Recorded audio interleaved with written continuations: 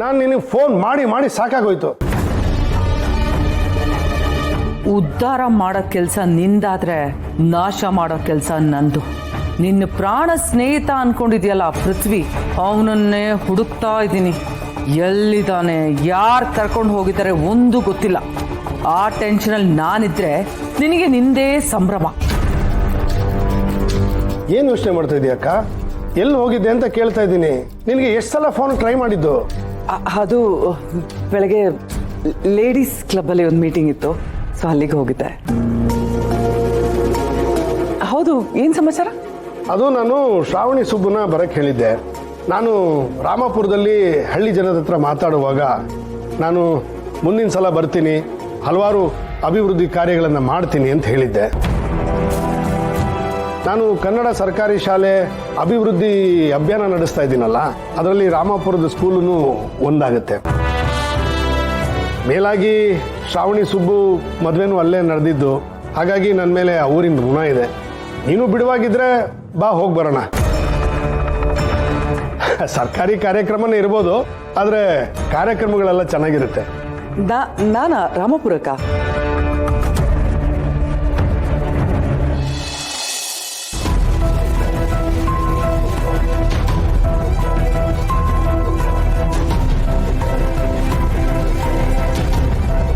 Hello ಅಮ್ಮವ್ರೆ, Ramani Subrahmanya ಇಬ್ಬರು ಹೊರಟಿದ್ದಾರೆ. ಇವತ್ತು ನೀವು ಮಗಳು ಅಳಿನ ಒಟ್ಟಿಗೆ ನೋಡ್ತೀರಾ? ಅವ್ರು ಈ ರೀತಿ ಇಬ್ಬರು ಒಟ್ಟಿಗೆ ಓಡಾಡೋದನ್ನು ನೋಡೋದಕ್ಕೆ 2 ಕಣ್ಣು ಸಾಲದು ಅಮ್ಮವ್ರೆ. ನನಗಂತೂ ಎಷ್ಟು ಖುಷಿ ಆಯಿತು ಗೊತ್ತಾ ಅಮ್ಮವ್ರೆ. ಆದರೆ ಏನು ಪದ್ದು? ಆದರೆ ಇವತ್ತು ಅಲ್ಲಿಗೆ ಯಜಮಾನ್ರು ಬರ್ತಾ ಇದ್ದಾರೆ. ಅವ್ರ ಕಣ್ಣಿಗೆ ಬೀಳ್ದಿರೋ ಹಾಗೆ ನೀವು ಹೇಗೆ ತಪ್ಪಿಸ್ಕೋತಿರೋ ನನಗೆ ಗೊತ್ತಿಲ್ಲ.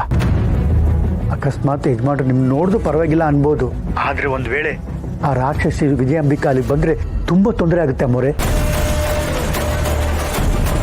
ಸರಿ ವೀರು, ನೀನಿಷ್ಟು ಹೇಳ್ತಿದ್ದೆ ಅಂದಮೇಲೆ ನಾನು ನಿಮ್ಮ ಜೊತೆ ರಾಮಪುರಕ್ಕೆ ಬರ್ತೀನಿ. ಹೊಡೋಣ. ಸರಿ ಯಾಕೆ? ಆ ವಿಜಯಾಂಬಿಕಾ ಮಾತ್ರ ಯಾವುದೇ ಕಾರಣಕ್ಕೂ ಅಲ್ಲಿ ಬರಬಾರ್ದು ಅಮ್ಮವ್ರೆ. ಪದ್ದು, ನೀನು ಪುರಾಣದ ಕಥೆಗಳನ್ನು ಕೇಳಿರ್ತೀಯ. ದೇವತೆಗಳು ಮತ್ತು ರಾಕ್ಷಸರ ಮಧ್ಯೆ ಸಮುದ್ರ ಮಂಥನ ನಡೆಯುತ್ತೆ. ಆಗ ಅಮೃತನೂ ಹುಟ್ಟತ್ತೆ, ವಿಷನೂ ಹುಟ್ಟತ್ತೆ. ಆದರೆ ರಾಕ್ಷಸರು ಎಷ್ಟೇ ಪ್ರಯತ್ನ ಪಟ್ಟರು ಅವ್ರಿಗೆ ಅಮೃತ ಸಿಗೋದಿಲ್ಲ. ಇಲ್ಲೂ ಅಷ್ಟೆ, ಒಳ್ಳೆಯದು ಕೆಟ್ಟದ್ದು ಎರಡೂ ಇರುತ್ತೆ. ಆದರೆ ಕಡೆ ಗೆಲ್ಲೋದು ಮಾತ್ರ ಒಳ್ಳೆಯದು. ಸತ್ಯಕ್ಕೆ ಸಾವಿಲ್ಲ ಪದ್ದು. ಎಲ್ಲಿ ಸರ ಮೇಡಮ್ ಕಾಣ್ತಾನೆ ಇಲ್ಲ? ಒಳ್ಳೇದಾಯ್ತು ಬಿಡಿ, ಮಿನಿಸ್ಟರ್ ಮುಂದೆ ಅವ್ರು ಕಾಣಿಸ್ಕೊಂಡಿಲ್ಲ ಅಂದ್ರೆ ಇನ್ನೂ ಒಳ್ಳೇದಾಯ್ತು. ಅವ್ರ ಕಂಡಿಗೆ ನಾವು ಕಾಣಿಸ್ಕೊಂಡು ನಮ್ಮ ಕೆಲಸ ನಾವು ಮಾಡಿಸ್ಕೋಬೇಕು. ಅಯ್ಯೋ,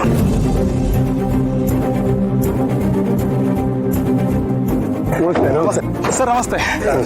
ನಮಸ್ಕಾರ.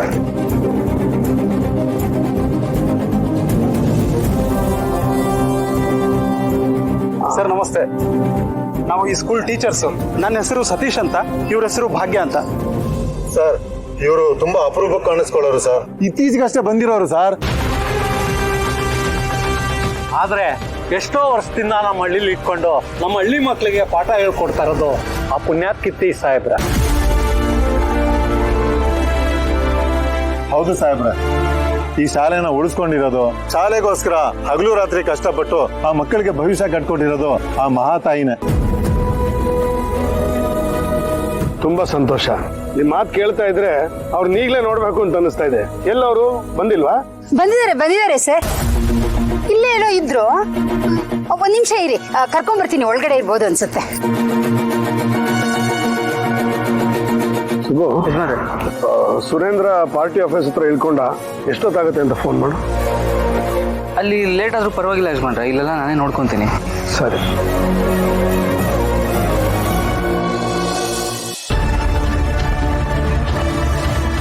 ಇಷ್ಟು ವರ್ಷ ಮುಚ್ಚಿಟ್ಟಿದ್ದ ಸತ್ಯ ಹೊರಗೆ ಬರುತ್ತಾ?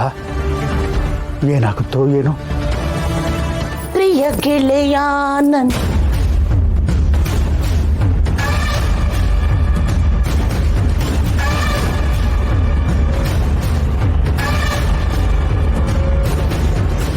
ಅನಂತ ಶೈಲ, ಪದ್ಮನಾಭ, ಅದ್ಯಾಕೆ ಅಷ್ಟೊಂದು ಟೆನ್ಷನ್ ಅಲ್ಲಿ ಆ ಕಡೆಯಿಂದ ಈ ಕಡೆ ಈ ಕಡೆಯಿಂದ ಆ ಕಡೆ ಓಡಾಡ್ತಿದ್ದೀರಾ?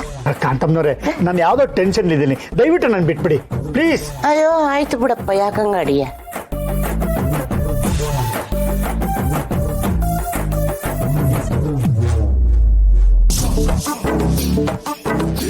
ಈ ಅನಂತ ಶಯನ ಪದ್ಮನಾಭ ಆ ಕಡೆಯಿಂದ ಈ ಕಡೆ ಈ ಕಡೆಯಿಂದ ಆ ಕಡೆ ಮರಿ ಹಾಕಿದ ಬೆಕ್ಕಿನ ತರ ಓಡಾಡ್ತಿದ್ದಾರೆ ಅಂದ್ರೆ ಏನೋ ಅರ್ಥ ಇರಬೇಕು ಅಂತಾನೆ ಅರ್ಥ.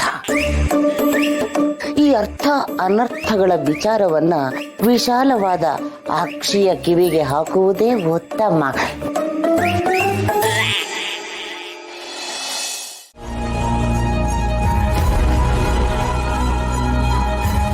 ಟೀಚರಮ್ಮ, ನೀವ್ ಇಲ್ಲಿದ್ದೀರಾ? ಅಲ್ಲಿ ಮಿನಿಸ್ಟ್ರು ಬಂದಿದ್ದಾರೆ. ನಾವು ನಿಮ್ ಬಗ್ಗೆ ತುಂಬಾ ಹೇಳಿದೀವಿ. ಅವರು ನಿಮ್ಮನ್ನ ನೋಡ್ಬೇಕಂತೆ. ನನ್ ಬಗ್ಗೆ ಹೇಳಿದ್ರ?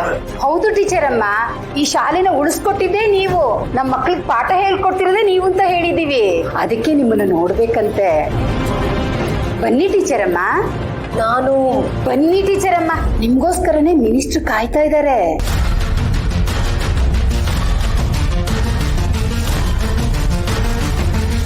ಯಾಕೆ ಟೀಚರಮ್ಮ ಇಲ್ಲೇ ಇದ್ದೀರಾ?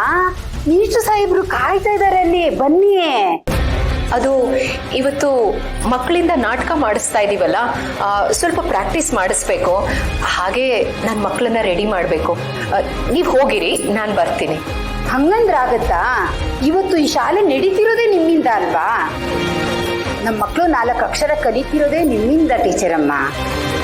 ಬಂದಿರೋದು ಮಂತ್ರಿಗಳು, ಅಂಥದ್ರಲ್ಲಿ ನೀವೇ ಇಲ್ದಿದ್ರೆ ಸರಿನಾ ಟೀಚರಮ್ಮ?